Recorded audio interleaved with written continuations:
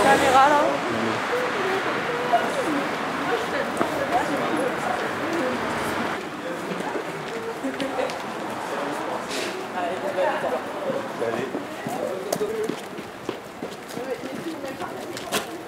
C'est nouveau. Et la zone c'est dégueulasse. Et la zone c'est dégueulasse. Et la zone c'est dégueulasse. Les personnes de la terre nous entendent. Nous avons bien rencontré un responsable, notamment la personne qui s'appelle du dossier ST Pollution.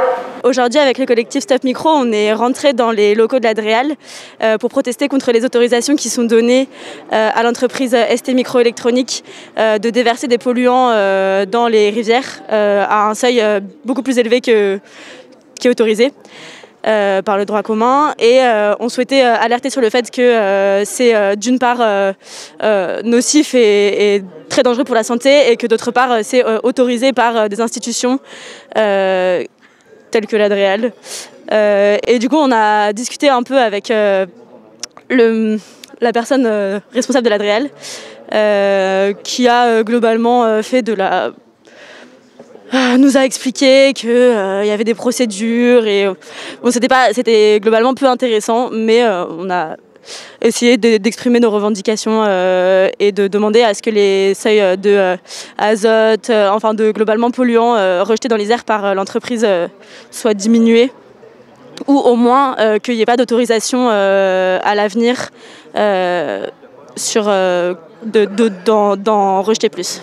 Là, suite à l'agrandissement de ST, il va y avoir il y a eu une enquête publique, et maintenant la DREAL doit statuer sur est-ce que l'entreprise peut rejeter, la quantité de polluants que l'entreprise va pouvoir déverser dans les airs. Et a priori, comme en général les enquêtes publiques sont globalement ne servent que de légitimation aux décisions qui arrivent derrière, les décisions vont aller dans le sens de accepter toutes les dérogations de pollution pour ST.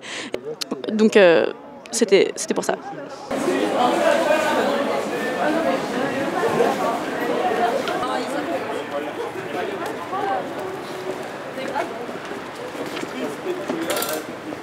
ST pollueur, DREAL complice. ST pollueur, DREAL complice. ST pollueur, DREAL complice. Ce que la DREAL vient de nous dire, c'est que ils font partie du process, c'est un sujet qui est en cours d'évaluation. On va évaluer si le milieu est capable d'accepter tous ces nouveaux polluants, donc multiplication par 3 de la production du site, donc multiplication au moins par 2 des émissions de polluants. Selon nous et selon les autorités environnementales, c'est pas tenable. Dans un contexte aujourd'hui d'évolution climatique, environnementale qui est intenable de toute façon, dans tous les cas, même maintenir l'existant n'est pas possible dans une vision pérenne de l'évolution du monde aujourd'hui. C'est pas tenable, donc on a du mal à comprendre, à concevoir qu'il soit possible que ces dérogations soient accordées. Ce qu'on nous a dit, c'est que finalement la DREAL est tout aussi impuissante que n'importe quel autre corps de l'État. Sachant qu'à tout moment on peut effectivement visiblement invoquer des questions de souveraineté, de nécessité nationale, et donc de fait d'avoir un déni de démocratie. Donc on nous dit oui, on fait notre boulot, mais en réalité il y a des pressions exercées ici et là. À un moment au-dessus il y a la préfecture, au-dessus il y a d'autres systèmes de domination. Donc non, on n'est pas extrêmement satisfait, mais on est venu se positionner, au moins avoir un relais médiatique.